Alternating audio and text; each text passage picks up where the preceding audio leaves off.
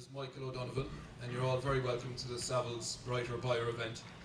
This is our second time hosting the event.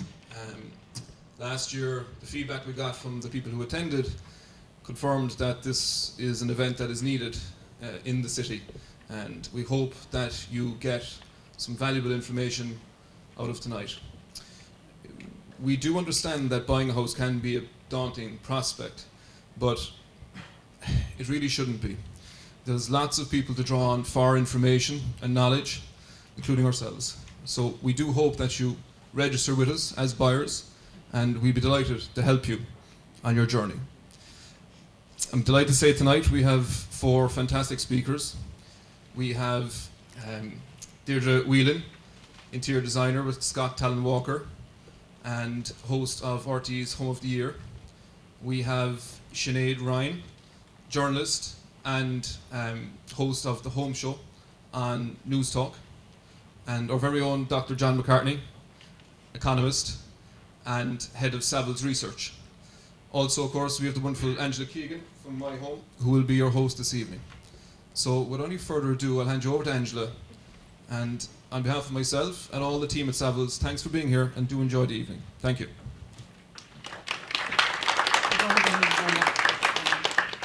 Michael, and welcome everybody. This is a bit like church on a Sunday. We're packed down the back, but there's plenty of seats up front if anyone wants to come along. It's a great pleasure for me to be here this evening and emceeing this evening for you, because this evening's event is all about you, and the Savills team have put together a wonderful evening which is very much focused on buyers. So whether it's your first time buying and you're just starting out on that journey, whether you're trading up or you're at a stage in life where perhaps you're thinking of trading down, or perhaps you're looking at investing in a property, I can almost guarantee you that you're going to come away this evening full of knowledge and, you know, full of hints and tips from our panel. We're very lucky to have such expertise in the room. Michael has already introduced the panel, so before we get into the meat of the evening as such, there's just a little housekeeping. Mobile phones being the first thing, can you just double check that your mobile phone is on silent? Because we want to make sure we're keenly listening to our speakers. Also, in the event of an emergency, there's plenty of exits. I don't expect anything like that to happen. And just so that you understand the format of the evening, each speaker will speak for an appointed time. It'll take less than an hour, I'd say, to get through all the speakers. And then we're going to have, hopefully, a good, robust, interactive Q&A evening. So our first speaker this evening is Dr. John McCartney. And before I invite John to the stage, I just would like to tell you a little bit about John. John joined Savills in 2013, and he's a prominent thought leader in the Irish property space. His research is frequently covered in national broadcast and print media, and I'm sure a number of you would have heard John on the radio a number of times. He has also written numerous articles on commercial property market which have been published, and he's also on the editorial board of the Journal of Property Research, and he's been on the board of the HIA since 2014.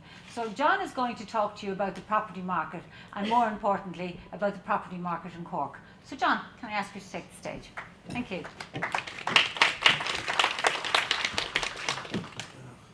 Thanks, Angela, and hello everybody. It's just great to be back in Cork. To me, it signifies that spring must be just around the corner.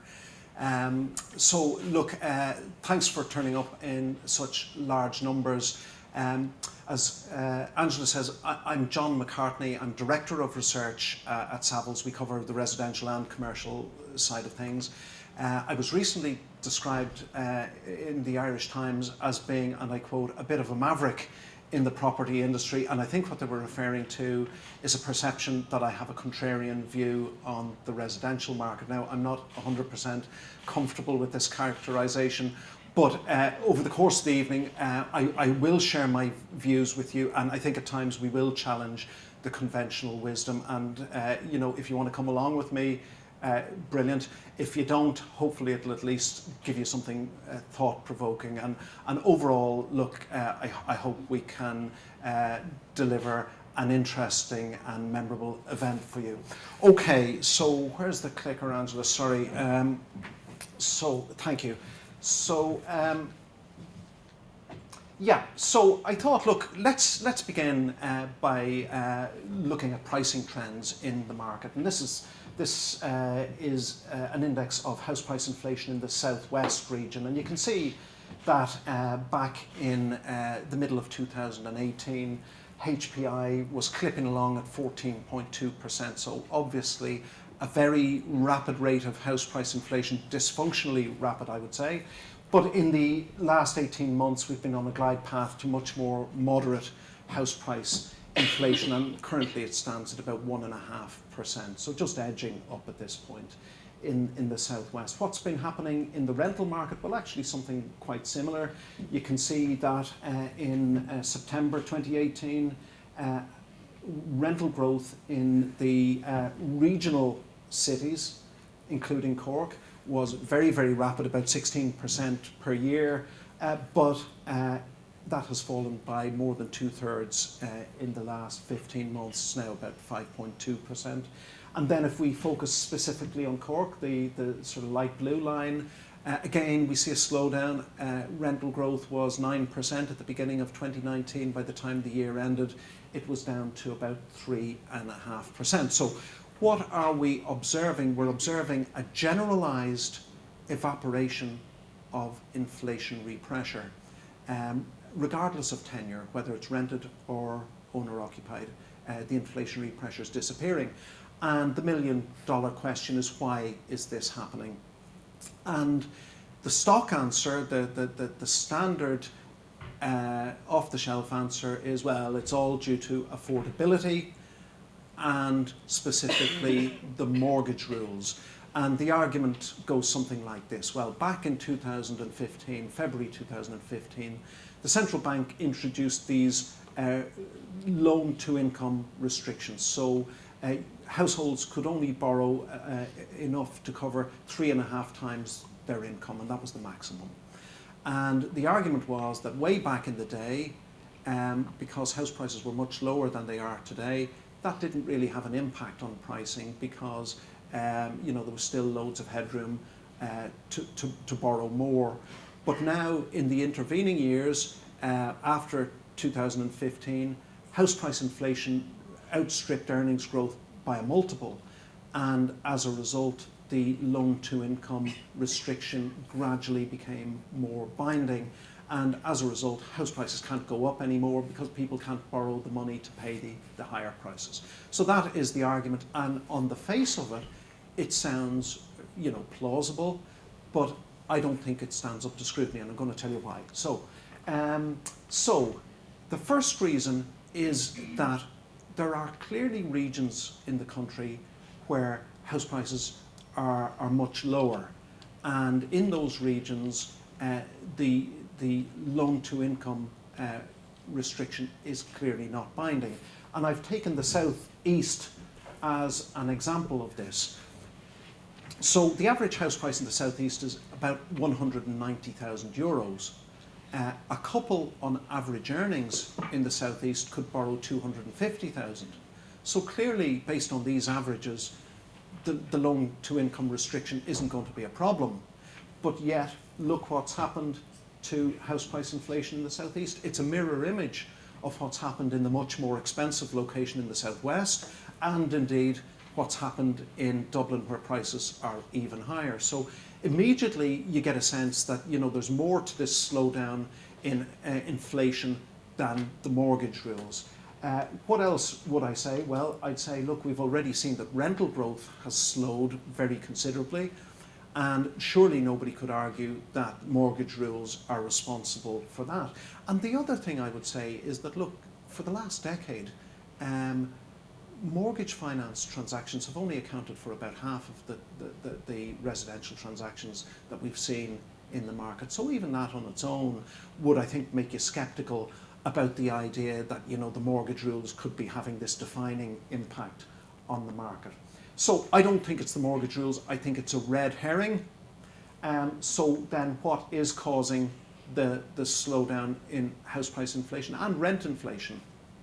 Well, would you believe, as an economist, I think it's just due to supply and demand. it's old-fashioned and it's prosaic, but I think that is the truth of it.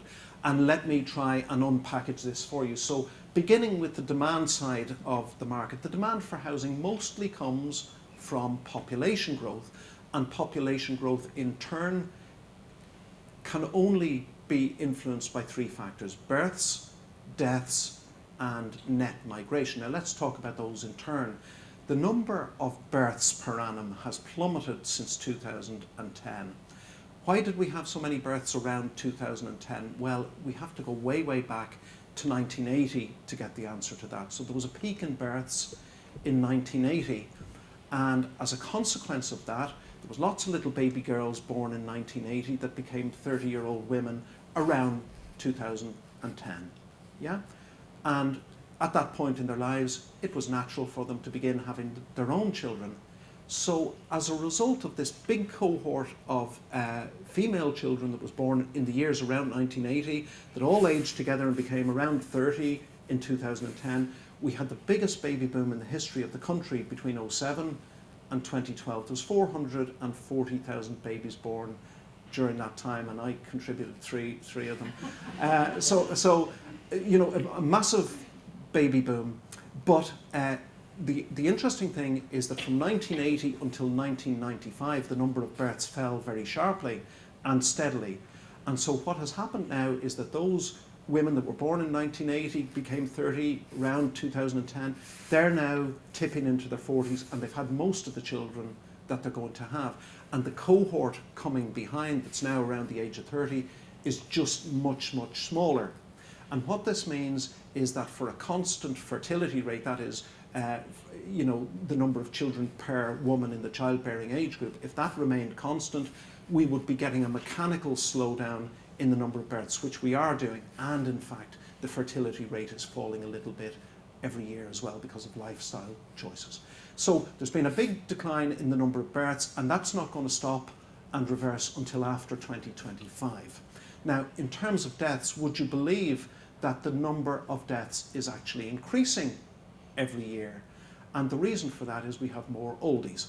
Now, the death rate per thousand in the 65 plus age group is falling a little bit every year. It's paradoxical, but the death rate is falling because of improvements in medical science and better lifestyles and all of that.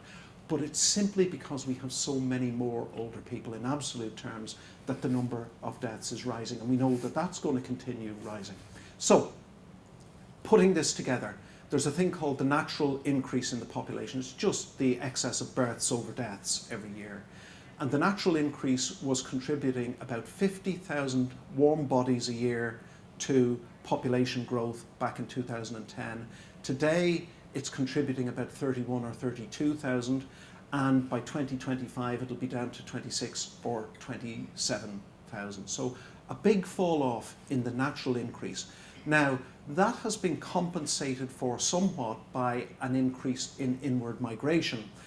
Net, we had 33,700 people coming into the country in the 12 months to April 2019. The interesting factor, however, is that that was more or less line ball with the 2018 figure. So, is this a surprise? Well, not really, because if you go back over 70 years, the pattern of net migration has been almost a perfect cycle.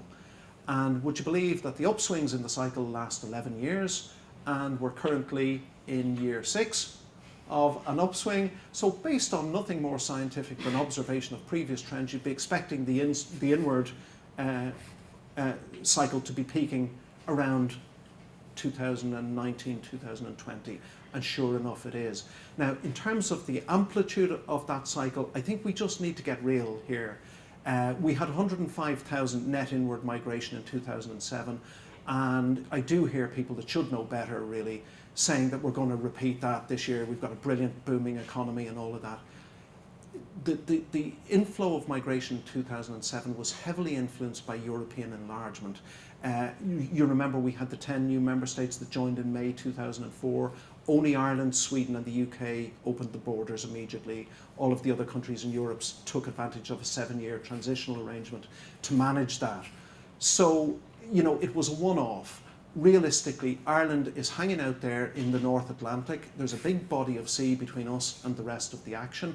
There are lots of countries between where we are and the source of these migratory flows to the south and the east that offer actually higher living standards than Ireland when you adjust for local prices and tax rates.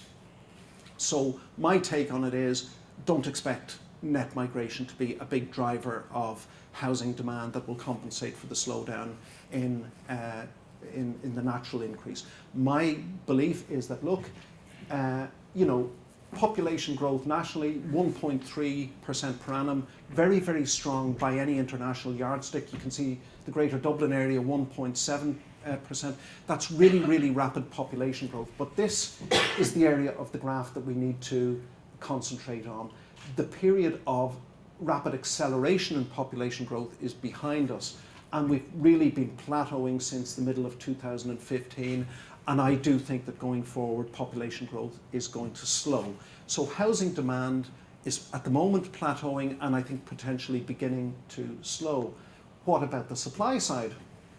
Well, I know that people are frustrated that we're not building enough houses, or that's at least the narrative, but just look, we built 21,200 new dwelling completions last year. Now that was 18% up on 2018, which in turn was 25% up on 2017, which in turn was 38% up on 2016, which was 45% up on 2015. In fact, we built 4.5 times more units in 2019 than we did in 2013.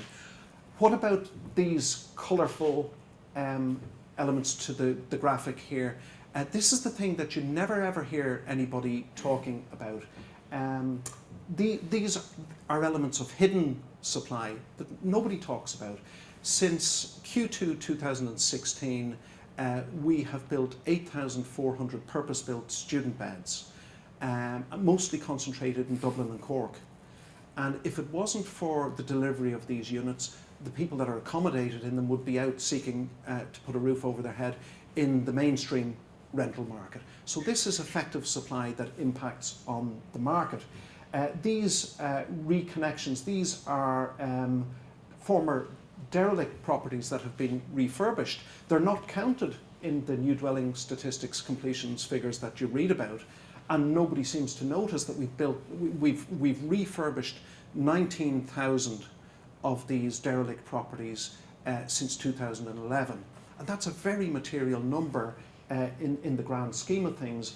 What else have we got? We've got the ghost estate units. There was nearly 13,000 of those have been completed, and when they get completed for various national accounts reasons, actually, they don't get counted in new dwelling completions. They're counted separately. So very, very material additional hidden supply as well. So what I'm trying to say to you really is that, look, there's lots of commentators in the market that talk up this idea that we have a chronic shortage of housing and that it's going to be the case forever. And that just isn't so. Just read the price signals. If we look at Dublin, for example, where I come from, house prices are falling by 1% per annum. Ask yourselves, where would we be if we were building 20% more houses in Dublin? House prices would be falling very rapidly. So the market, as I read it, and you can see that it's the case in the southwest as well, is coming into equilibrium. And from your point of view, as putative buyers, I think it's really good news. My forecast based on the supply-demand dynamics is that for the next 2 or 3 years, we're going to have relatively flat house price growth, bouncing around zero actually. And that really could not be better for buyers, because what it means is that you never need to be rushed into buying something. You don't have to jump to buy something for the fear that prices are rising so rapidly you'll be frozen out if you don't move now. That is absolutely not the case. You've got the luxury of taking your time. But equally, if you do see something you like, go for it, because there isn't really any fear of a huge avalanche of new supply coming on stream. You just look at the construction employment figures that are coming out.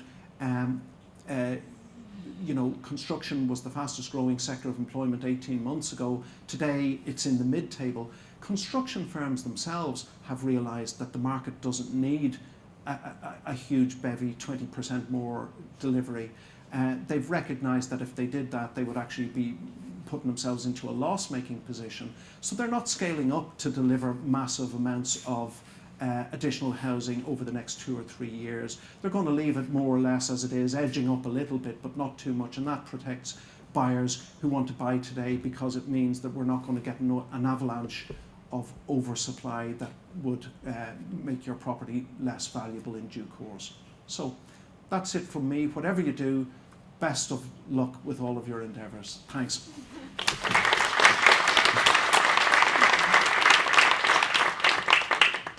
Thanks a million, John. I think that's probably good news for most people in the room who are starting out on their buying journey.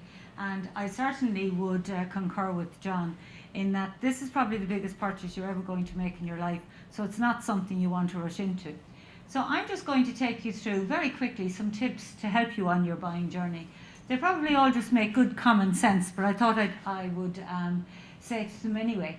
Like, when you're thinking about buying, talk to your bank or your lending institution as early as possible in the cycle. They'll help you understand what you need to do to fulfil the lending criteria, how much you can potentially borrow, and they will definitely explain the different mortgage options to you. And I know Sinead will go into that in a little bit more detail. What you're spending. I always say to particularly first-time buyers, remember you're saving for a house. So banks will look for a clean current and savings account. Avoid dipping into your savings. And yeah, you're going to have to curb back on your spending to get that deposit together. So just be very aware, I suppose, or be sensible. You'll have a decision to make. Is it new or is it second-hand you're going after? There is a Help to Buy scheme designed to support first-time buyers with the deposit required, but it's only for new builds, and it's up to 5% of the purchase price, capped at 20k. Some are in favour, some people in the market are in favour of it, some are against it. There's, I suppose, an argument both ways. Be realistic about what you can afford, and I think it's really, really important.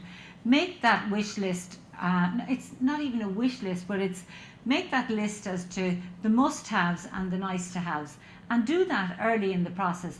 Do it before you get caught up in the emotion of this is the house that I want.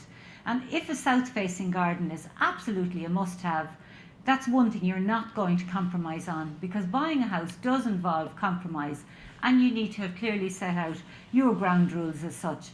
For you first, what are the areas you'll compromise on? Maybe a garage is something you'll compromise on, but perhaps aspect is something that you won't.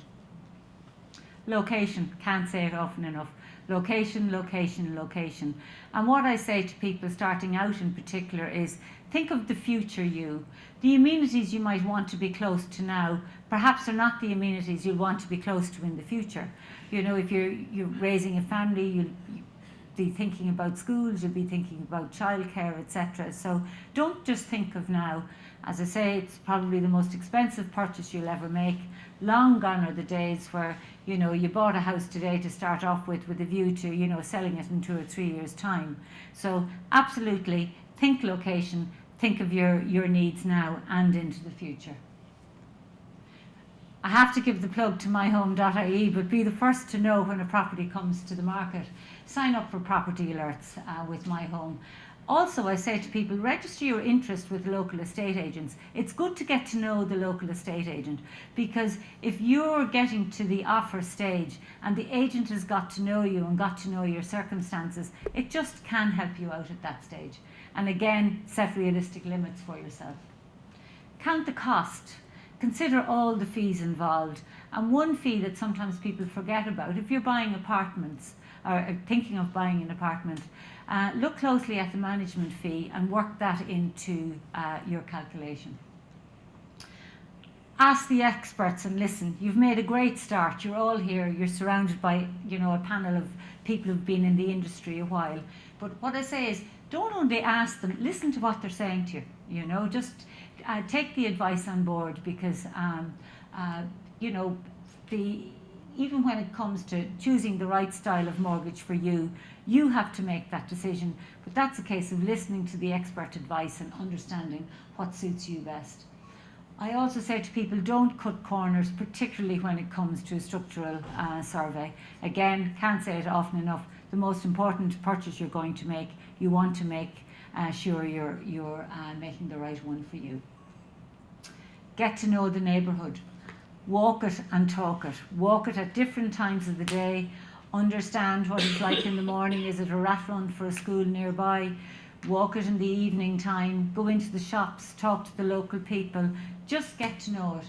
And also, of course, check out the local development plans. And that's about it from me. So I'm now going to hand you over to Sinead Ryan.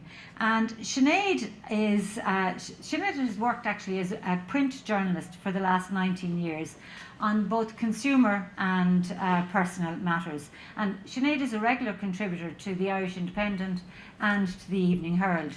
Sinead also presents the Home Show, so I'm sure some of you will certainly know her voice. The Home Show is aired at 9 a.m. every Saturday morning on News Talk. So over to Sinead. Thank you.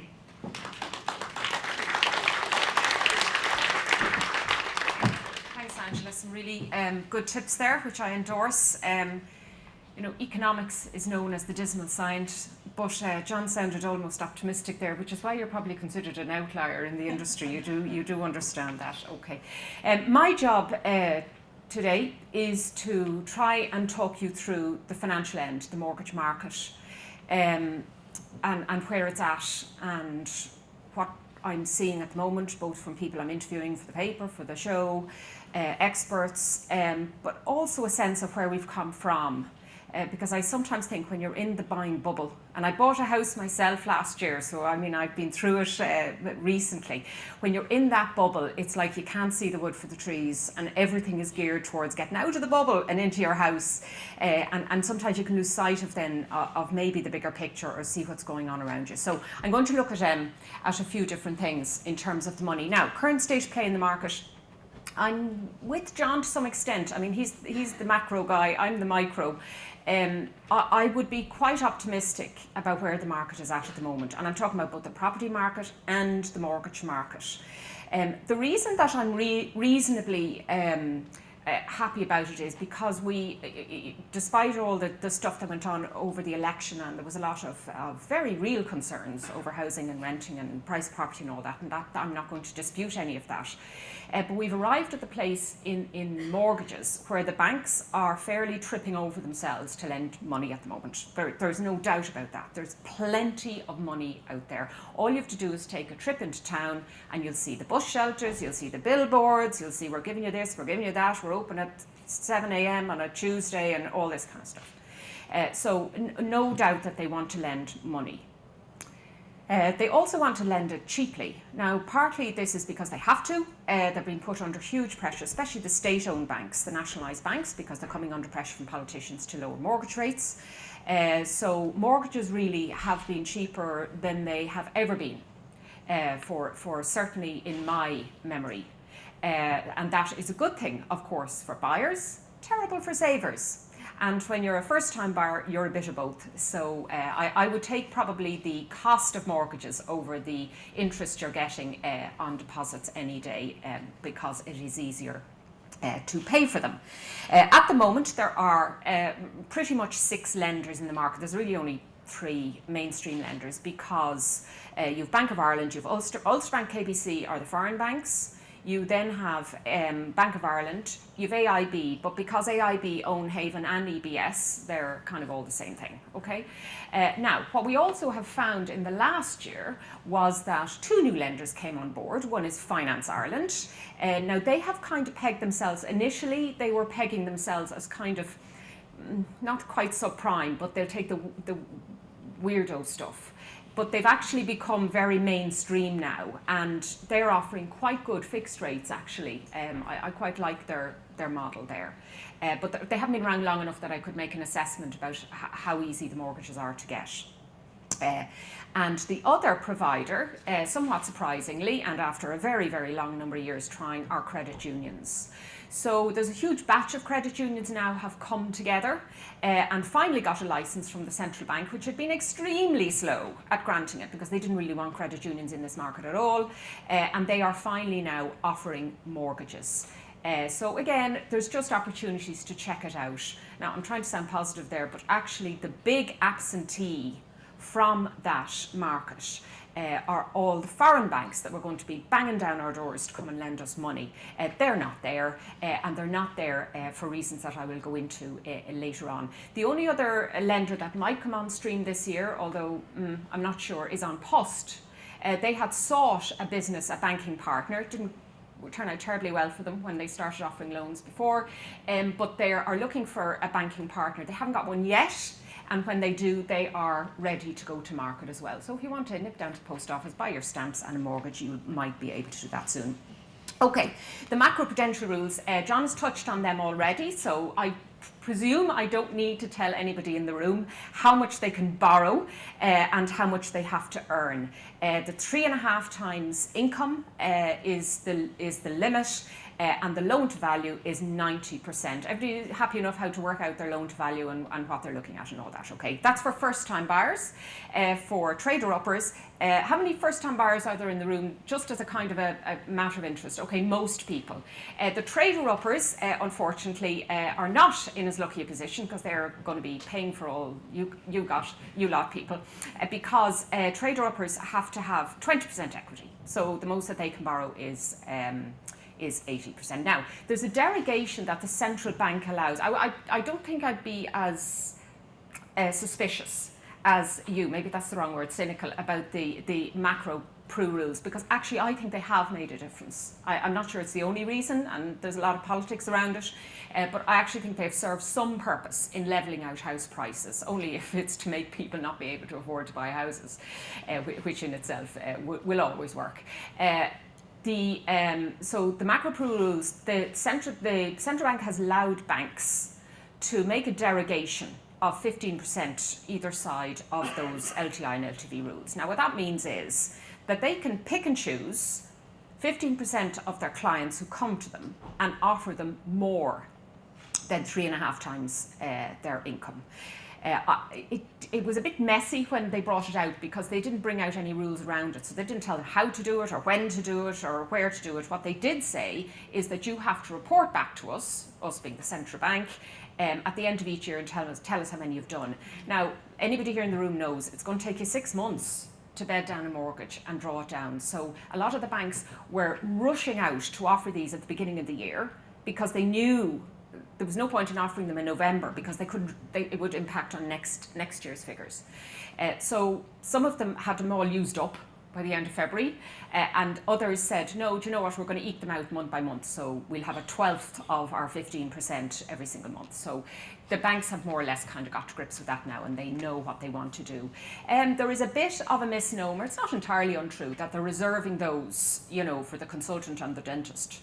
And they do want, people who are in good occupations because they don't want to be shelling out money, extra money, or kind of losing that on people that would have a difficulty with repaying at some stage in the future. That said, I've known plenty of ordinary people in regular jobs who have managed to get more than that. Okay, so it's always worth asking. Now, picking a lender, there's lots of things that you're going to think about. You're going to think about the interest rate and the term and the gimmicks that are there, and what about the cashback, and they give me free legal fees and all that. At the end of the day, look, I'm going to make this dead easy for you. They're pretty much all the same, okay? So I'm not going to stand here and say you should go with this bank or this bank or this finance house. They're all there to sell money because banks can't make money unless they sell it. So in applying for a mortgage, I know a lot of first-time buyers make 6 applications and then hope that one of them sticks. I'm not saying don't do that, but it's a huge amount of paperwork. You know already what you have to supply, masses of paper. And to do that 3 or 4 times is just, it'll do your head in. So my advice would be, by all means, take it into account. And at the end of the day, you're going to have this thing this yoke around your neck for 25 or 30 years. You won't remember why you picked one bank over another in your dotage. So don't stress out over it, and don't be trying to second guess what banks are going down, what banks are going up, what's happening next, who's doing what where. It's not that big a deal, okay? That they will disagree with me, each and every one, but that would be my sense of it, okay? So don't try and second guess. You don't know where things are going to go. Now, to fix or not to fix, to misquote Shakespeare, that is indeed the question. And this is one I get asked very commonly. Should I fix my rate, or should I go with standard variable rates? I'm not going to answer it for you, but I'll give you the argument on both sides. Fixed rate, you get a nice, comfortable feeling knowing that every single month the same amount is going to go out for the next while, and when I am really stretched to the pin of my collar, I want that comfort. In that case, knock yourself out, go for fixed rate. Traditionally, for years and years and years and years, fixed rates were always higher than variable rates. And the reason for that was because banks were charging you for the certainty. So they were locking you in and charging you for the certainty. Now, it's kind of gone in his head now, because the banks are scrambling against each other very competitively, so they are dropping their fixed rates. And now the main reason is, it's not out of the goodness of their heart. Far be it from me to stand up here and think the banks are altruistic. They're doing it because the European Central Bank has signalled very, very clearly by its deeds over the last couple of years that interest rates really aren't going anywhere. And the new head is in, Christine Lagarde, and she has pretty much said the same thing, although she at least says it in English and a little bit clearer than her predecessor. The European Central Bank, by the way, has one job only, and that is to keep inflation at 2%. It's pretty much fail miserably to ever do that. So as it is busy going up, down, up, down, up, down, trying to manage rates, we in Ireland, the outlier, the booming economy, have had to keep a lid on things ourselves. So in terms of interest rates, at the moment you can get a mortgage for between about 2.3% and about 4.75%. Resi mortgage now, not buy-to-lets, okay? So, 2.3, you're thinking, well, obviously I'm going to go with 2.3%. A lot of it will depend on a few things. First of all, probably the single biggest factor might be out of your hands, and that's the loan to value. So the lower that percentage, the better you can negotiate with the bank. The bank really only has two concerns: risk and repayment capacity. So the less risk you give it, the better you are going to get a rate. And it should, that sounds obvious, but they really do take it seriously. So if you are caught between building up a higher deposit or paying off your debts or waiting or doing something else with the money, I would say build up the higher deposit. Because the more you can present the bank with, to bring down that from 90% might be the maximum, but by goodness, the bank will have a bigger smile if you're 80%, 75%, 60%. And that's where the lower rates pack in. All right. So that would be my best advice. So it may be out of your control, but if you're working with 90% loan to value, the absolute maximum, you're still going to get fairly attractive rates. What's the difference with the variable and the fixed? Well, I mean, variables, I don't know. John is the expert. I don't think they're going anywhere in a mad hurry, and they'll probably just tootle along. By the way, whatever rate you do get, you can bear in mind, in case you were feeling sorry for your bank taking you on as a risk, they're borrowing this money for absolutely free. So whatever they are getting off you is indeed profit, because money has been free, literally free, from the central bank for the last 2.5 years. So you'll be pleased to know that they're making a profit no matter what, so don't worry about it. Now, what's needed? Oh yeah, the only other thing about fix that I'd say, the only concern I'd have about fix, I don't like fixed rates beyond 5 years. Now, some of them have begun to offer 7-10-year rates.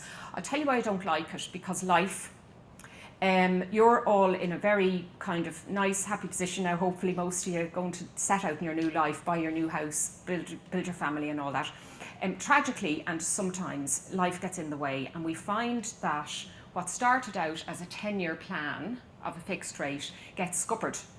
Along the way, you lose your job, you have to move house, you break up, or other things happen like that, and you need to get out of that mortgage. with every fix comes a break clause, and that can be as much as 6 months interest payments, and they will charge it. They haven't been up to now, but they've begun to do it again. So if you find, for instance, that you have to sell that house while you're still in the fixed rate mortgage, you are going to be hammered.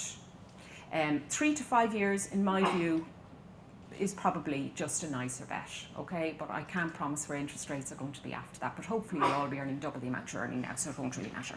Okay, what's needed for the mortgage? I'm not going to bore you with all this, I'm sure you've been going through it. You are going to need a minimum of 6 months of bank statements. When I say bank statements, I mean all bank statements, including the Revolut card that you're hiding over here, where you're doing all your dodgy kind of spending and you're just hoping nobody will notice, okay? All of the bank statements, they will go looking for it. If you're self-employed, at least 2 years of accounts, possibly 3. So you need to have those fully ready, audited to go. Anybody who's self-employed will be doing that anyway. You need to have all your other paperwork lined up in terms of the application form, everything that's on it. They give you these vast checklists for a reason. It is worth going through them all. One thing I would like to get secured early would be your life insurance. You're all lovely, young, healthy people, but just in case, get the life insurance down. It's not terribly expensive. And even if you have it for a couple of months before you draw down the loan, if you don't have the policy in place, they will not give you the money. And I've seen so many people scrambling in life insurance offices the day they were due to draw down the mortgage because they forgot to do this bit. And it's a pain in the neck, because if you're borrowing 300,000-400,000, you're going to need medicals, you're going to need GP certs, you might need blood tests or HIV tests or saliva tests if you're a non-smoker, all that stuff. It sounds really, really boring and horrible and invasive, and it is. And yet you're going to have to do it. So I would say get that done quickly. If you know in the next couple of months you're going to be drawing it down, it can take a while. And likewise, you're going to need house insurance, and you're not going to get your loan without any of that stuff. So don't leave it be too long. Okay, and a word about the credit register. Now, under the EU IMF bailout agreement, Ireland Inc. was told to set up a credit register so that all loans could be recorded for everybody. It has duly done this, although it took a while, and the credit register now is operated by the central bank. Anybody who has a loan or credit or overdraft or credit card or any credit whatsoever over €500, their details are recorded on that. Banks lending you money must, by law, check it. So that means if you've ever defaulted on a payment, or you missed something, or you went on holidays and forgot to pay, or you were sick for a while and you didn't catch up and all that, student loans, anything going back a couple of years, 5 years really, I would absolutely get it off there, okay? You can check your Credit Register Ireland, I can't remember what it's called, creditregister.ie. You can get it for free, get your own credit report. Now this is not a score, it's not going to say John is a 7 out of 10, give him the loan. It's just the factual information, all the loans listed, the repayments. Banks, curiously, they're not going to treat you any better if you've no debt. They like you to demonstrate that you can repay a loan. So what they prefer to see is a bit of debt, even if it's a small credit union loan or something, because what they want to see is a consistent, clear repayment pattern. This is a good person who does what they're told, okay? Whereas if you've never taken out a loan and you don't have any borrowings, they're going, right, so we're going to be the first that do that. So get your credit score. It's not a score as such, it's a report, but at least you'll see what the banks are seeing about you, and it is worth doing that. Okay. First-time buyer supports. I know John touched on them a little bit, and I'm sure you've all been investigating these because you have. The help to buy. Okay. Right. Politics at work. It has the effect, just from an economic perspective, of increasing the loan to value from 90% to 95%. Can't be long before it goes back up to 100, and then John gets all sad again. So I'm not a big fan of it, but I understand its importance. It's inflationary. because these supports are, and it is the other taxpayers who are picking it up. However, it is still there until, I don't know, whenever, they'll probably, I can't see them now doing away with it. They might change the limits, the level of the houses that it operates on. It's a tax rebate, by the way. I've seen some people who haven't got this. They factored 20 grand in their head, but when they went to apply for it, they got 7.5. And the reason is that you have to, A, you have to be a taxpayer to get it, but B, and there's a lot, there's quite a lot of people out of the tax net, but B, it is effectively a tax rebate of the tax you've paid over the last 4 years. So 20,000 is the upper limit of that, or 5% of the value of the house. Okay? Rebuilding Ireland home loan. Yes, I agree. That's exactly the noise I would have made about the Rebuilding Ireland home loan. I think this is a terrible, terrible idea. Okay, let me tell you briefly why. By the way, if you qualify for it, go for it, obviously. And you're welcome. Where taxpayers are supporting you. But it's a terrible idea. And the reason it's a terrible idea is, does anybody remember the whole subprime market that operated here that sent the whole bubble and everybody burst and everybody went poor? Okay, people who get Rebuilding Ireland home loans are subprime borrowers. They don't intend to be. That's not how they feel about themselves, but they are. Because in order to apply for the Rebuilding home loan, you need to have been rejected soundly by 2 banks who say, we don't want your business, you're not a good enough prospect for us. But over here, the taxpayer has no problem supporting your loan at rock bottom rates for the next 30 years, guaranteed. So I think really we should not be doing that. But nevertheless we are. Now, the other thing it does is, because nobody did the maths in there, and they have set limits on the amount of house you can buy, I think it's 320,000 in the cities, based on the income that you have. So it's 50,000 is the upper limit for a single person, 75,000 for a couple. If you actually do the maths on that, you don't need to be an actuary to work out that in fact you can borrow up to 5.5 times loan to income. So there's a lot of anecdotal advice out there that people are going, right, go along to AIB. I'm terrible. Look at my application. It's a disaster. I do all my betting with Paddy Power. And then go, you're terrible. And then you go over to Bank of Ireland and you say, oh, I'm a disaster. Oh, I'm money here and missing money. And then you come along to Rebuilding Ireland, you go, here's my perfect application. It's fantastic. To get more money. It's just a terrible idea. They have, they're going to run it. They put 200 million into it. It was snapped up in about 4 seconds, like, One Direction tickets.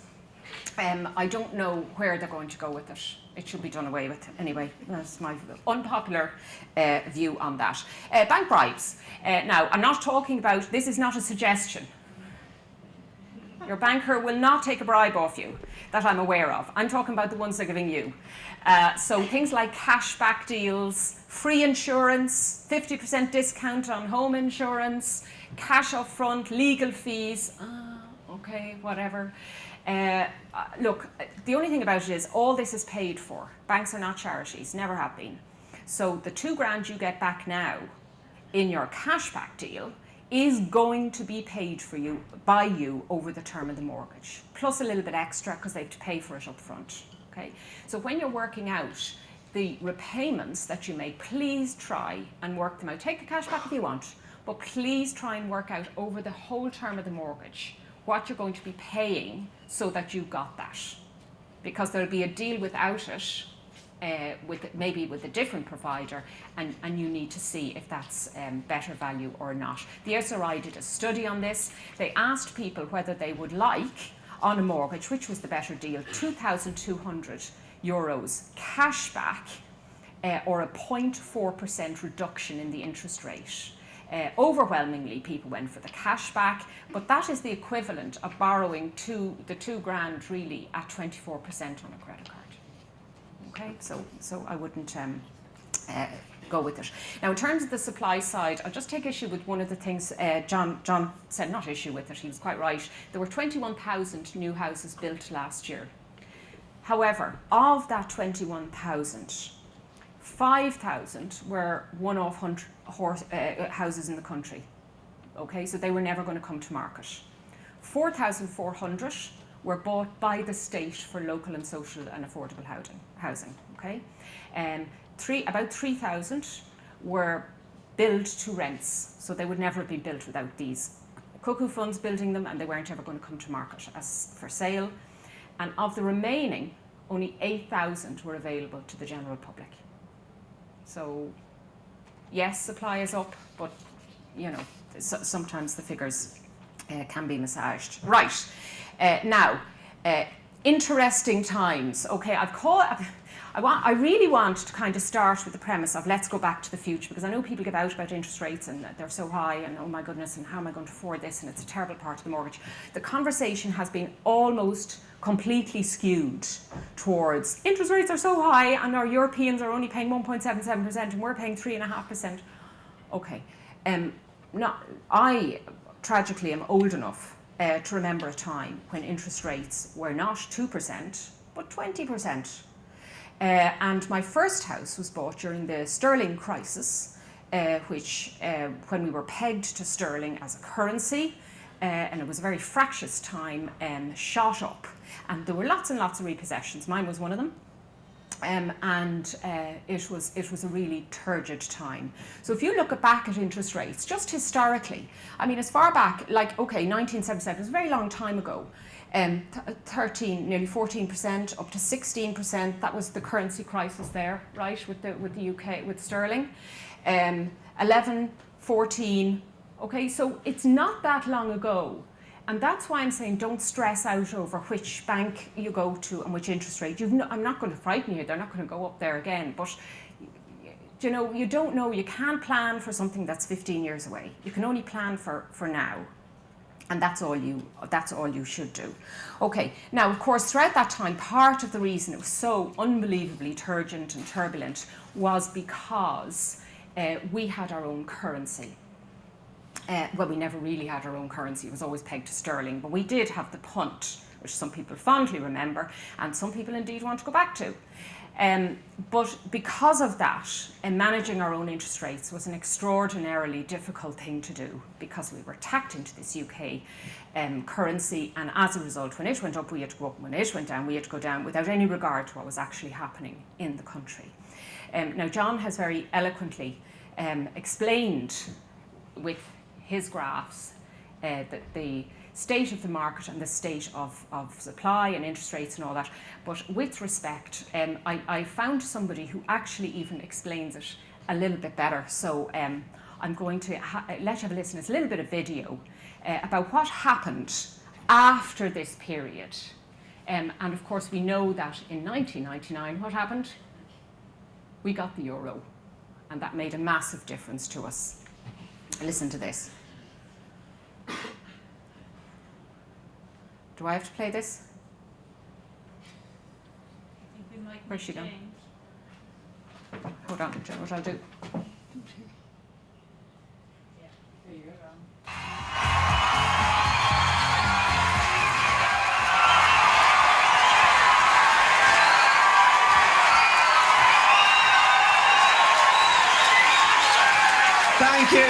Thank you very much. My goodness, there we go.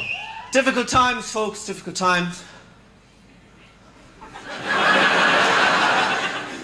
Came here in a big car. Big, huge car. Big car that doesn't suit me. Bought a big fancy car when times were good, you know, and it doesn't suit me. I know it doesn't suit me because I drove past my reflection in the shop window, and before I knew who it was, I called him an arsehole.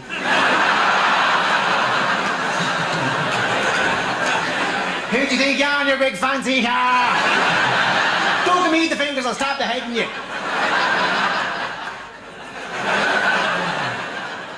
We found out when times were good that money doesn't suit Irish people. You know, I mean, we gave it a go, didn't we? We tried. Economists are telling us now that we screwed up the good times. by spending all our money. That's what we were supposed to do. That's why they were called the good times. You can't be saving your money during the good times, because then they're not the good times. Then they're the in preparation for the bad times. When we had money, we tried things. We tried things that didn't suit us, but at least we gave it a go. We went skiing. Irish people skiing. We get panic attacks if we're in a house with more than one set of stairs. Get away from the banister, Michael! Get away! This place is a death trap! Get away! But we gave it a go. And was there anything more frightening to the posh people of Europe up there in the Alps? With their designer gear, old Dolce & Gabbana and Prada and Gucci. We were there, head to toe, Aldi.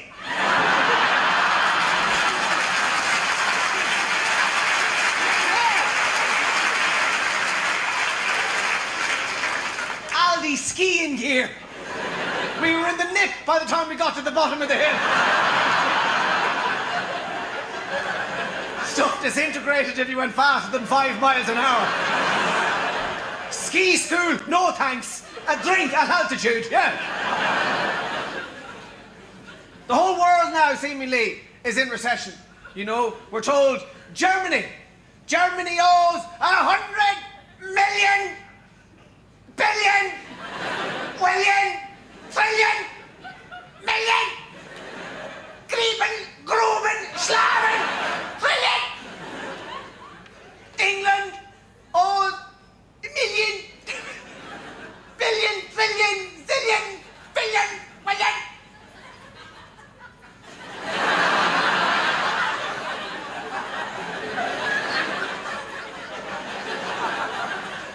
Billion. America owes.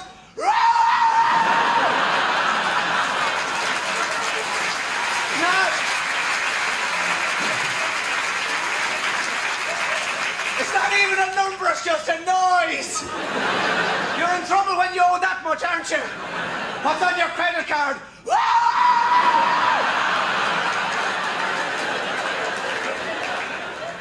Every country in the world owes money. But to who? Who does everybody in the world owe money to? And why don't we just kill the bastard and relax?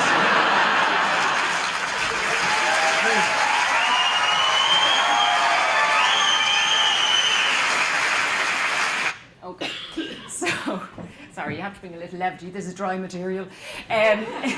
So, where are we at now? And I'm finishing up now. No, nobody knows who owns the money. Nobody knows who owns the money. We haven't a clue how all that works. However, what I probably can say with some certainty, because people have been asking me this and they are worried, are we having another bubble? Is there a bubble here? Okay, and there isn't. Because in order to have a bubble, you need low interest rates, which we have, okay? You need a steady supply, and you need bankers willing to lend. Now, at the moment, really only two of these three criteria work. You also need very lax regulators and politicians. So we're not quite there yet, and I really, really don't think there's any appetite for that again. There has never been a good time to buy property, and it has always been expensive. So my advice is, it's your turn, and it will be expensive, and you can only know if it was a good time in hindsight. So if you find something to like, you can afford it, and you want to buy a home, you should really knock yourselves out. Okay, thank you very much.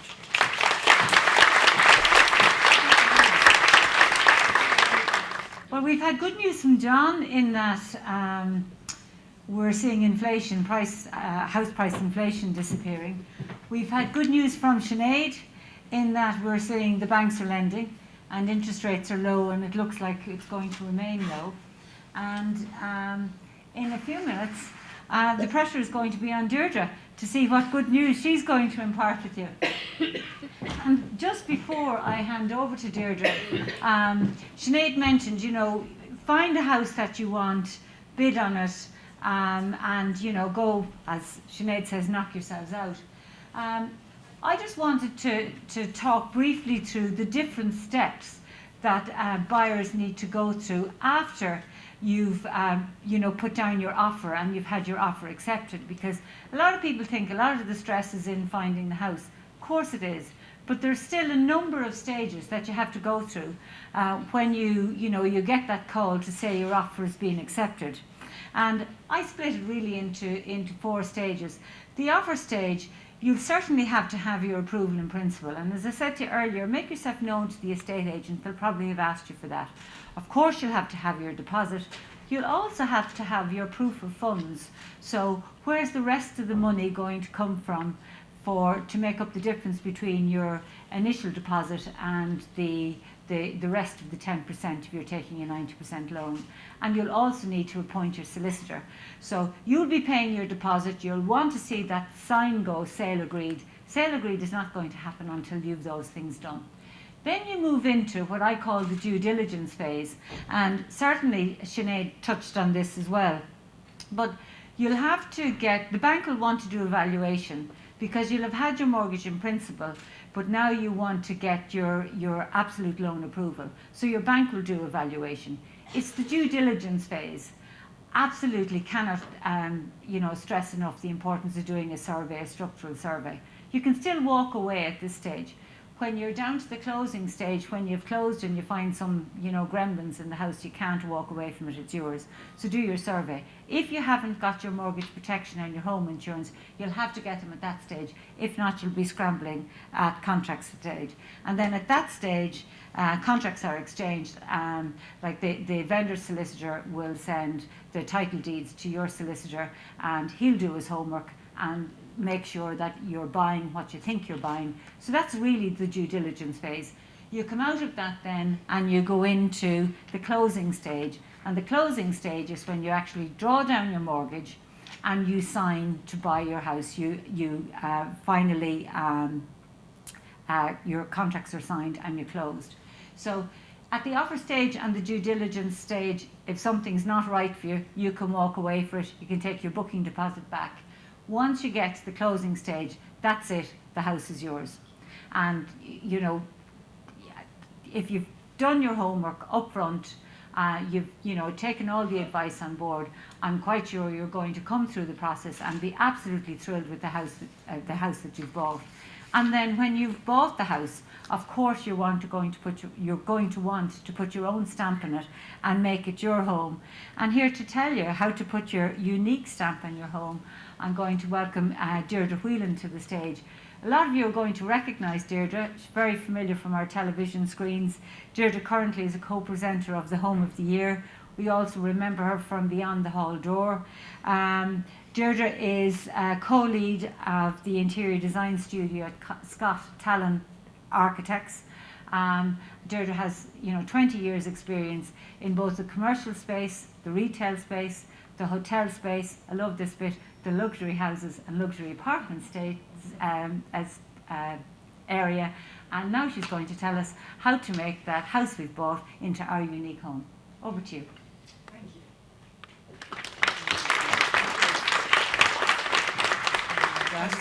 Good evening, everyone, and I hope you enjoy the evening. I'm going to, how does this work again? Oh yeah, that's me there, sorry.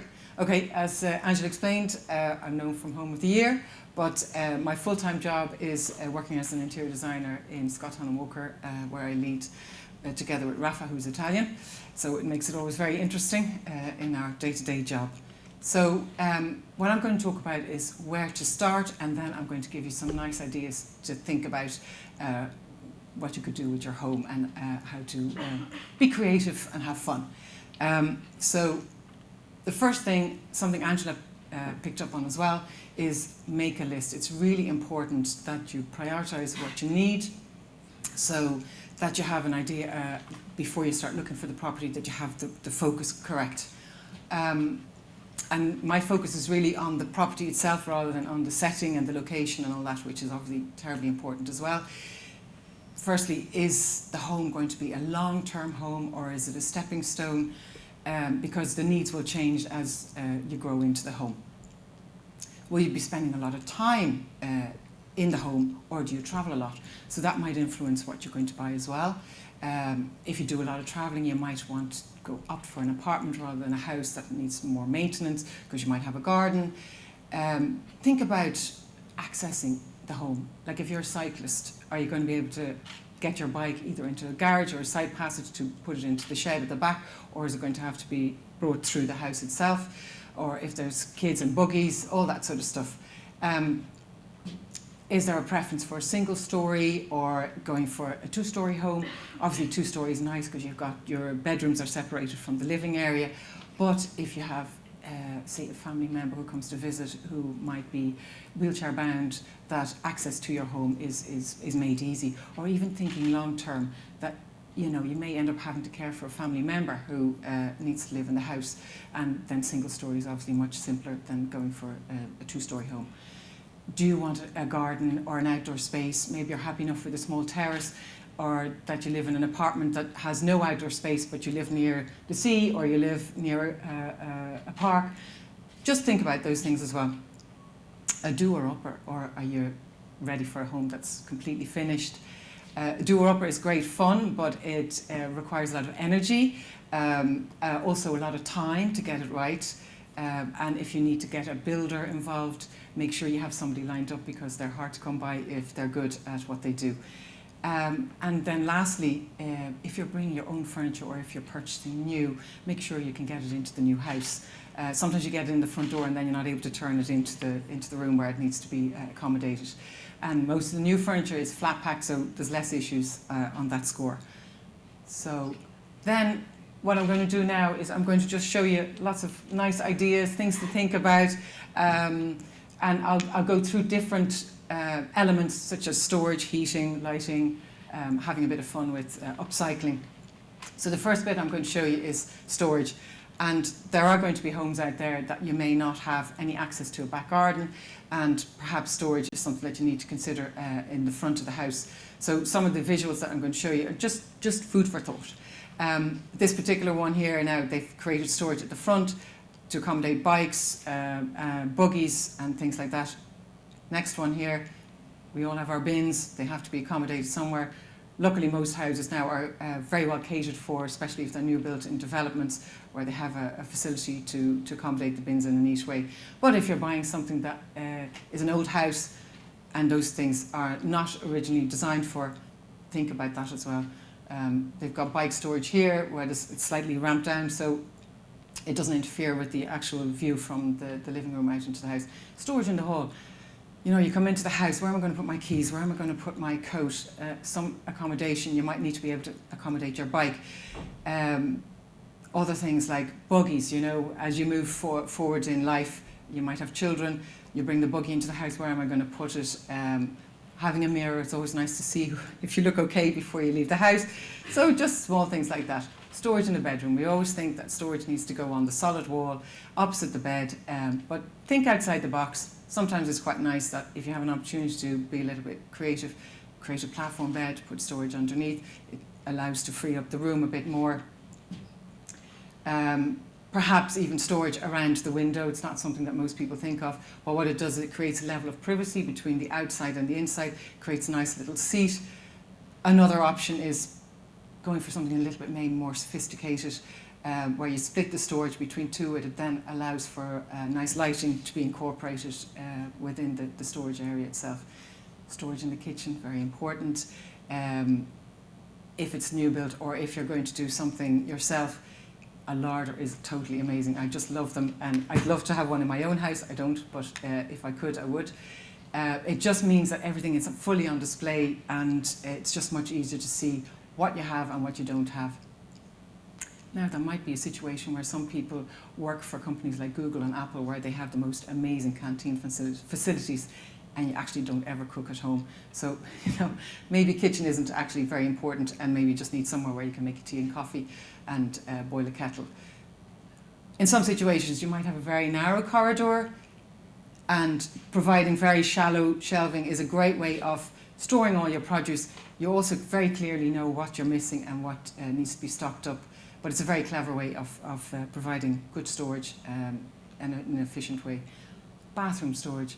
Everyone always thinks that the washing machine should be either in a utility room or it's accommodated in the kitchen, but the bathroom is actually a fantastic place to store your washing, because most of the laundry ends up being dumped in there, and when it comes out of the washing machine it generally gets distributed on the bedroom floor.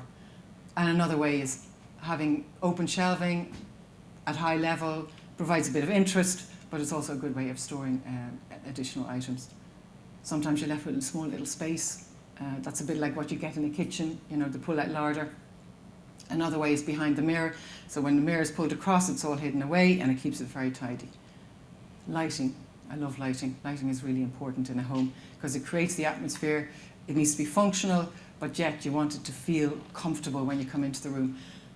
I've started off with the bedroom, having a combination of nice soft lighting, whether it's behind the headboard or just a floor lamp, having good lighting at the side of the bed, so when you're reading at night, if you're going to do renovations to a house that you might be buying that's second hand, think about where sockets and switches are going to be positioned.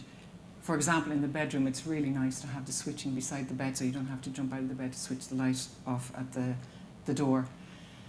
Creating atmosphere, you know, these are just two visuals that are creating a very different look in an entrance hall where you have a focal point with a nice little planter, hanging light, or something that's a little bit more dramatic with just simple downlighters, but using very strong colours to sort of define the space and create sort of a nice mood. Most homes tend to have a central light, and it's my pet hate, in just a standard living room. They work fantastic when you have a double height space, but really if you want to create nice atmosphere in a room, you should look at using floor lamps, table lamps, and you can still supplement it with central lighting if you're doing cleaning, so that you get good overall lighting. But you know, if you want to create a nice atmosphere, good spread of lighting and a mix of lighting is very important. For example, this one here, they've just used a simple wall light, an angle poise. It can be moved around and create fantastic mood settings. In a more contemporary setting, you might even use lighting on the perimeter to light the curtains. Then the lighting is defined over the dining table, and then you have another pool of lighting over the living area. So it defines the space as well. Lighting is a great way of creating moods and delineating what happens in a room as well. Kitchen lighting, very important. It's something we always talk about on the show as well. Having good lighting on your work surface is very important, but also to have good lighting where you walk around the kitchen.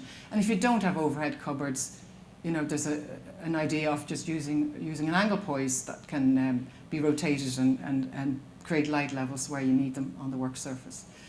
Having your island unit, having good lighting over the island unit. You know, if kids are doing homework or if somebody's sitting there having a drink and you're cleaning the vegetables, even just having open shelving and incorporating lighting it's just a nice way of creating atmosphere again in the kitchen, but having functionality as a prime. Lighting in a bedroom, you know, for kids, using just little fairy lights or being super creative and creating a little loft space with lighting at the top. Heating. A lot of homes will have radiators, some of them will be more contemporary in style, but just to again make something more of the radiator, on the image on the right hand or the left hand side for you guys, just using a stone shelf, it means that it still radiates the heat out, but you can use it as a way of displaying nice things that you have in the home. Another simple way is just creating a seat out of just timber slats over the radiator and actually making it more functional. If anybody's ever thinking about doing an extension to an existing home, heating is always an issue. In this image on the far left, they've used trench heating, so it's kind of set in the floor itself, and then it ventilates up and it keeps the windows nice and clear. That's just hidden heating behind a shelf, and again, you're not aware that the heating is there, but it does this function. And you know, big fireplaces are fantastic, but they're not very good at bringing the heat back out into the room. And a lot of people now go for stoves, which are much more efficient in spreading the heat into the house. And of course, with the new A-rated houses, you're not really allowed to have an open fire anymore. You have to have them enclosed because too much cold air comes down the chimney. And then, you know, sometimes people might buy or might be looking at buying a very small little house, and you have a small little entrance hall, and then you have a small little living room, and these are just ways where you might be able to open up the feeling of the room itself. On the far left, they still have a separation between the hall and the living area, but it feels nice and bright, and the room just feels much bigger. And similarly on the right, they've just created a little seat bench when you come into the room itself. Now, there might be a case where you have an apartment, your family's expanding, but you haven't got time to move on to a bigger place, and just a simple suggestion of a curtain to separate where the baby sleeps and where the adults sleep is just a nice way of creating a room within a room. Some of you might be looking at a studio apartment, which is just basically a big single room with a bathroom off it, and how the room can still feel really spectacular, but yet you have the function delineated between what is the bedroom and what is the living area by just introducing a simple bookcase that still allows light to come through between the two spaces. On the left was a little internal room. The wall was taken out and the door was taken out, and then just again open bookcase to create sort of intrigue. And on the right hand side, it's just chipboard, very cheap material but very effective in creating a screen between one part of the living room and another. Upcycling, you can have loads of fun with that. Auction houses, or going even to charity shops. There's lots of great furniture out there that can be bought for very small prices, and then you can totally personalise it yourself. There are some nice examples of an old sideboard that's been turned into a sink unit. You might even find a nice little antique that can be turned into a useful object in the house. The one on the right would have been an old wardrobe, turned it into a fantastic larder. So, you know, you can have loads and loads of fun, and it doesn't have to cost a lot of money. On the left-hand side, you've got pallets that have been sort of transformed into a sofa, wheels on it so you can move it around, or even using scaffolding and scaffolding boards to make it a great table for inside or outside. And here, even the cheapest solution is just having simple crates, using either planks or an old shutter to create something really unique and very inexpensive. And then window treatment. You know, we all need a little bit of privacy between what happens inside and outside, or even just to reduce the glare levels in the home itself. And there's so many different products out there now. On the left, you've got just simple Venetian blinds. On the right, you've got the Roman blind, which is just a fabric blind that folds down, and that creates a lovely softness in that room. Did I flick too quickly there? I did. On the left-hand side now, they're sort of very architectural. They're just very simple fabric panels that are on a track, and they slide across. So it creates just a different mood in the home. Or just going for simple curtains on a very, very minimal track. You know, there's so many different variations out there. There's new products on the market which allow you flexibility to sort of create a bit of privacy from the top, or create privacy down at the bottom, or to just concertina it in the middle. If you're going for roller blinds, and if it is going into a new build, it's fabulous if you can recess it so you don't see it when the blind is actually pulled up. So just think about, you know, what you want to see at the end of the day and how things need to function for you. Timber shutters, extremely popular at the moment because they allow for such flexibility, and it's very easy, low maintenance. Needs a bit of dusting, mind you, every now and again. On the right is just a more contemporary take on window shuttering. And gardens, outside space, really, I mean, if you're going to have a terrace, make the most of it, because you're paying for it. You know, if you get your mortgage, your terrace is part of the mortgage deal that you've done, and try and make it special. The weather isn't really that bad here in Ireland. You get plenty of dry days where you can actually enjoy it. You know, make it a space that's nice in the evening where you can sit and have a drink. Just put the blanket over you if it's a little bit cold. And there are just lots of different things that you can do with these places. If you do have a garden, having sort of the indoor-outdoor thing going on is, when you've experienced it, it's the most amazing thing. And the one thing I would say is, if you are looking to extend a home that you will buy, make sure that the level of the terrace and the inside are the same level, because there's something very strange about having to step out and step down, whereas if it's the same level, it'll be used all the time. Being able to open up between inside and outside. Even think about the opportunity of having a small kitchen outside, and having the roof extended out so that when the weather is a little bit bad but it's not cold, you can still enjoy the outdoor space and the garden. Even a small courtyard, you can transform that into a really special little place that you can sit and have a drink in the evening or have your coffee in the morning. Don't forget, if there are children, that they should be included in the design of the outdoor space. I mean, even as simple a thing as a blackboard on a wall can be a great way of getting the kids to enjoy the garden outside. Now, at the end, when you kind of have bought your house and you're trying to pull your whole scheme together for how your house is going to look on the inside, here are just some very basic tips that might help you get a coherent feel to the home.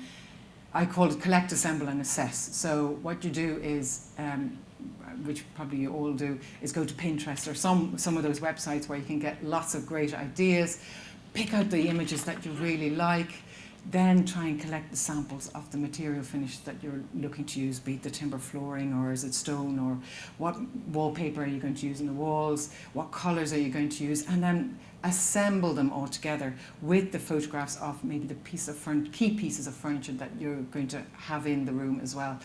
And then just put it together and make sure that the entire thing actually works for you. And it allows you then very quickly to change things out that may not work as well. So that's me done. I hope you got some inspiration from the images that I showed you, and enjoy creating your dream home.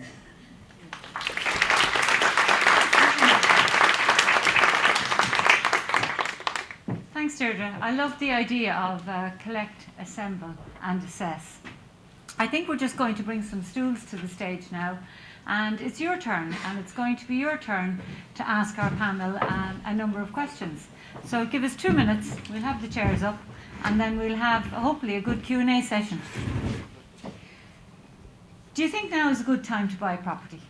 I fully agree with what Sinead said. You know, it is, you have to expect that it's that you're going to have to make sacrifices, and some of us old boomers might think that there's a bit of that has been lost, but realistically it's going to be dear and all of that. But I have to say that to me the one thing that I think is invidious and insidious is this idea that you're forced into moving now and you feel pressure to do it straight away, because if you don't, you'll miss out and things will drift away from you. And I don't see that happening. I do see that that house price inflation is going to be pretty flat for the foreseeable future. And the other thing that doesn't get any real attention is the improvement in affordability. So we had the earnings data came out earlier in the week, and wages are picking up by 3.5% a year, maybe a little bit more in the cities.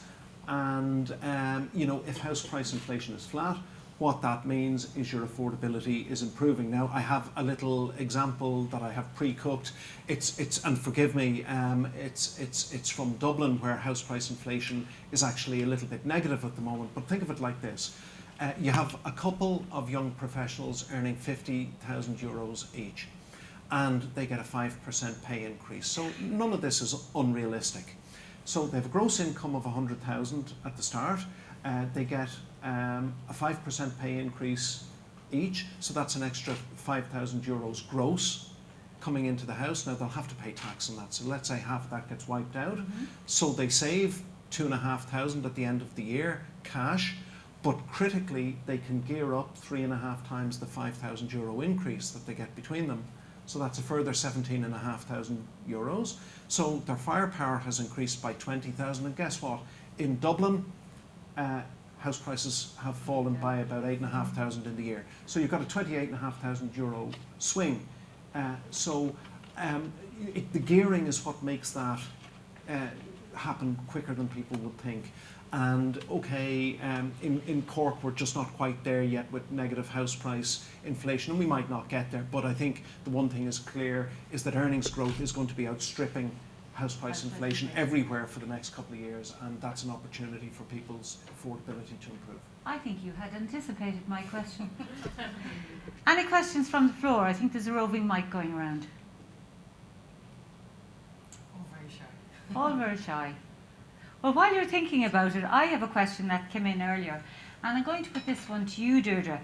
There's some sellers in the room, and I've been asked, what's the best way to present a property for sale, and do you think good presentation is important in achieving the best price for a property? 100%. Yeah, you do need to make sure your house looks immaculate, if necessary painted. I always think if there's a smell of flowers or even baking in the house when people come to view it, it just settles people. Making sure the carpets are clean, that you don't have lots of stains on furniture. Yeah, I think it's essential that you have your house looking as best as it can. Very good. If you want the best price.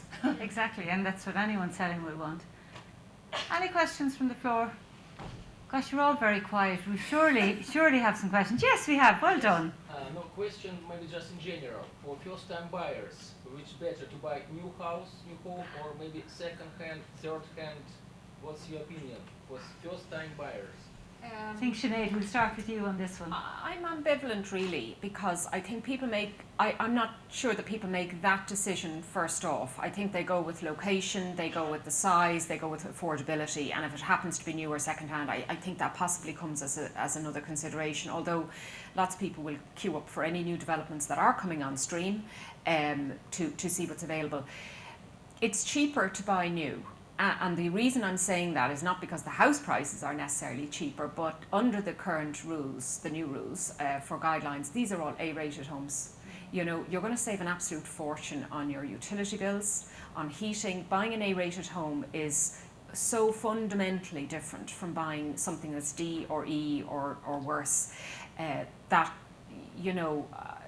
the amount of work that you have to do to bring an older home up to scratch, and remember the rules don't mean that you can just do as you like, you have to bring it up to certain standards. It can actually be, it looks like a saving because the house is cheaper, but actually it can often turn out not to be, and it can take a whole heap of time. So I'm not going to say a new is better than old, but you're getting better when you buy new, if that's any help. It'll certainly be cheaper probably for the first 10 years to be living in a new house. And it's easier to get a mortgage on it because, to a large extent, because the survey is going to be double quick. Whereas an old house, you buy a project. You know exactly what's involved there. You're talking about an engineer tut-tutting and a surveyor poking walls and people looking at damp, and each time it's getting more and more expensive. So that would only be my view. But honestly, you find a house you love, that's going to supersede everything, really. Very good. Any more questions? You are all very shy. Well, I may have one more. And again, I'm not sure who wants to take this, but a rough idea of solicitor costs. Oh, have we a question on the back? Thank you. Hello, yeah. Yes, we can thanks hear very you. much to the panel. And Sinead actually asked my question, but I wanted to put it to the panel if there was any dissenting opinions on using more, i.e. so the first time buyer 10% deposit, or increase that to leverage your bargaining power with the bank. Would you say it's a good or a bad idea to go down that avenue, all things being equal with your approval? So should you use more cash as a deposit and lower your mortgage principal, or stick to the 10% and keep your cash for everything else? Yeah, it is a tough one. I'll just add on to what I did say about that. I mean, my overriding point is the more you can present to the bank as a deposit, the better off you're going to be. That goes without absolutely without saying. So save, and bring more money to it, or gifts, or equity, whatever way you want to do it. In terms of the rest of your finances, a lot of people do ask me from time to time, I have a car loan out here, or I've a personal loan out here, or something with the credit union. I'm better paying that off with my savings, or building up the deposit, or will the bank think badly of me to have it out there? And it won't really. the bank is interested in your repayment capacity. So if you can manage to pay this loan and you're doing it steadily and it's going to appear in the credit register anyway, you're plugging away at 200 quid a month, you're just paying off your car, that's fine. I wouldn't be in a mad rush to say we'll have to get rid of that debt so that we can present a clean sheet to the bank. They're looking at your income in its entirety. So if you're comfortably servicing a loan and you can comfortably meet the repayments in the mortgage, having it out there isn't a big deal. So I wouldn't be in a rush to dilute your savings just to make that repayment. Now, if you're in constant overdraft, if you've got a credit card you can't pay off, absolutely get rid of those. Get rid of them. They speak to moral hazard and banks hate that. You know, it looks as if you can't control your money, and you need to knock that on the head. But steady repayments on a loan for a specific thing that can be evidenced, no problem. Right. We have a question at the front here. Right, so what would you say to someone who's thinking about getting on the property market, but maybe they might have 25,000 saved, but that would get them a house for $250,000, but really the house they want is 400,000. So if they got on the property market now and they have, they can buy that and they want to trade up, they would have to have, 20%, so which would be 80,000 saved in 5 years' time. So option A is get on the property market now, try and trade up in a couple of years, but try and save that 80,000, which is a lot of money, or wait 5-6 years to get that 40,000 down and keep saving until the house they really want. So do you A, kind of buy the house and get on the property market, or wait until the house you really want? I think you need to get out more. Sorry, I'm being facetious. You are thinking very deeply about something that you may not have control over. And it can stress you out to try, and do you remember I said earlier not to second guess where the market is going? You're not going to know any of that stuff. We don't have a government at the moment. When a new one comes in, they could flip all the rules in their head, and you're heading steadily in this direction, and they go, oh no, you have to go over here now because we're doing away with this rule, we're undoing this, we're redoing this, we're bringing in this. You can't work to that framework. So you're not going to know where life is going to be for yourself or for the market in 5 years' time. I'm not trying to be philosophical, but you just can't guess on that basis. Unless now you're a professional investor and it's your job to look into the future and try and predict trends and try and hedge your losses or your gains against each other. But most people aren't like that. And they work with what they need to have now and what they know now. So you're saying, would you build up a deposit and wait a few years? I don't know. I can't answer that. If you need somewhere to live now and you have the money to buy the house. Yes, you're going to be a second-time buyer. We're out of negative equity now. We were promised, Pascal Donoghue promised us we'd be out of it by July 2020. We're pretty much there. We're on track. So that said, it was a horrible time for the last 7 or 8 years. And that was a serious consideration. Exactly what you're talking about was a big deal 5 years ago. It's not now. Yes, you're going to need your 20%. I'd be confident that the 20% mightn't look after itself, but a property is still an appreciating asset. I would agree. I suppose the other thing you have to factor in is the cash flow implications of renting rather than paying a mortgage on the equivalent property. It's much cheaper at the moment to pay the mortgage, and that could continue actually for quite a while yet, with interest rates likely to remain low. So you have to factor that in as well. So any any benefit that you might get from postponing, to be still able to use your first-time buyer card, you could lose out because you're putting all your money into rent. All right, thank you. We have another question here. The lady has her hand raised just here. My question kind of stems from that. So I think, Sinead, you mentioned there's a potential for maybe 15% above. So if you're earning your 3.5, do you put yourself forward, let's say you're an accountant, next year you're going to go up a lot, but you want to buy now, you're ready to buy now. How do you make yourself attractive for that exception? Or does the bank, you can't make yourself attractive, the bank comes to you, kind of? It used to be the case that you couldn't apply for these at all, these derogations. The bank cherry-picked from its customer base, and to shore up people going from bank A to bank B to bank C, they would cherry-pick them and say, listen, how about we give you a bit more money? It really isn't done like that anymore. John said something earlier about you're in a market whereby really until quite recently 50% of all house purchases were cash buyers. They were just taken out of the market completely.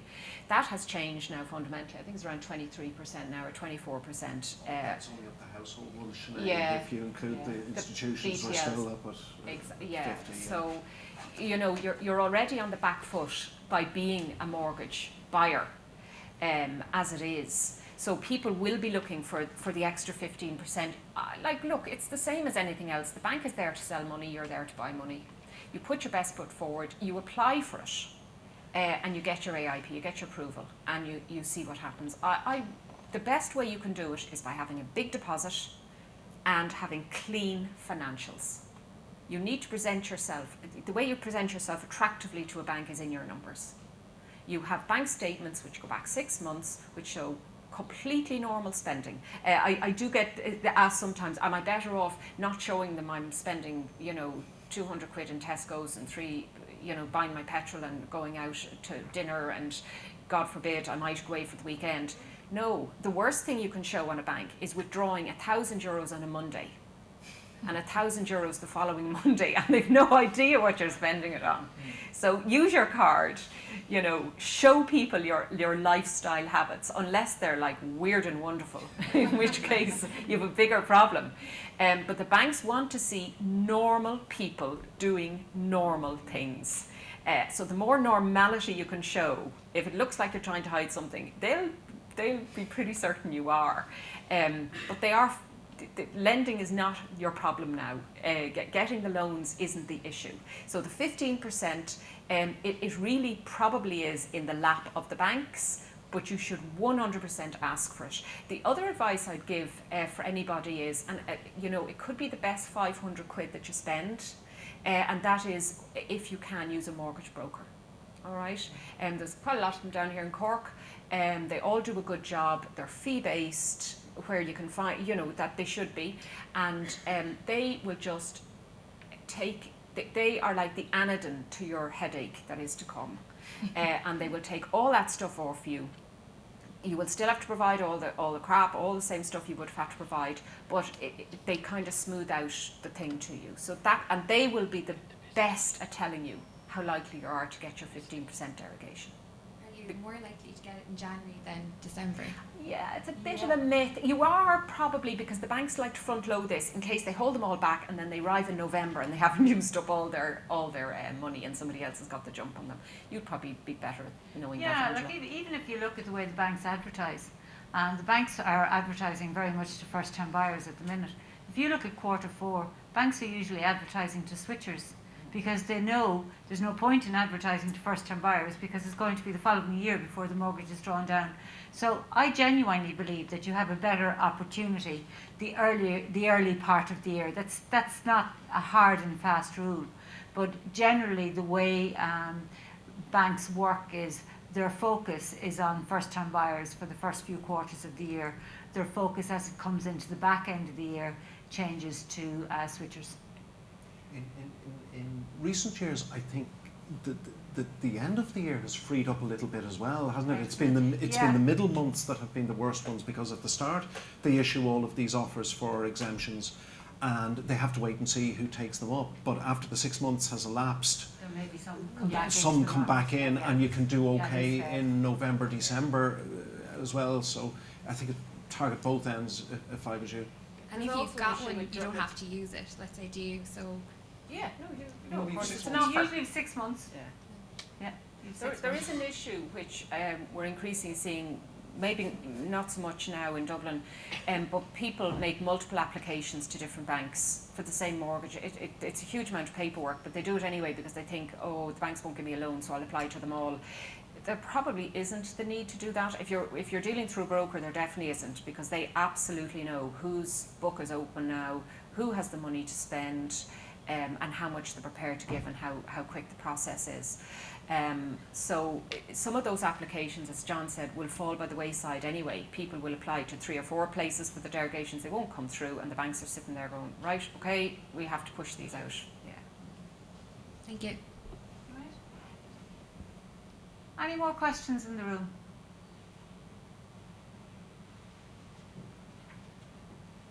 Well, then it just leaves me for me to thank the panel, to thank Deirdre, to thank John, and to thank Sinead, and more importantly, to thank all of you for coming, and to thank the Savills team for putting on what I hope has been a very informative and enjoyable evening for everybody here. So thank you very much. Obviously, Iwa.